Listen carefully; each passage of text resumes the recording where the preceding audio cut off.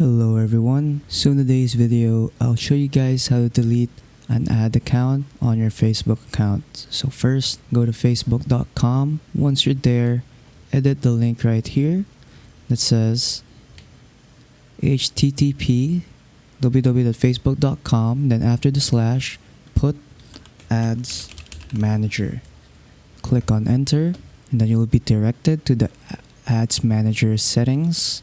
Click on X and then press the settings button right here at the bottom left corner, and then you will see here ad account roles. So once you're here, what you have to do now is click on remove user. Then it says here you're about to remove from this ad account. Click on remove again, and then there.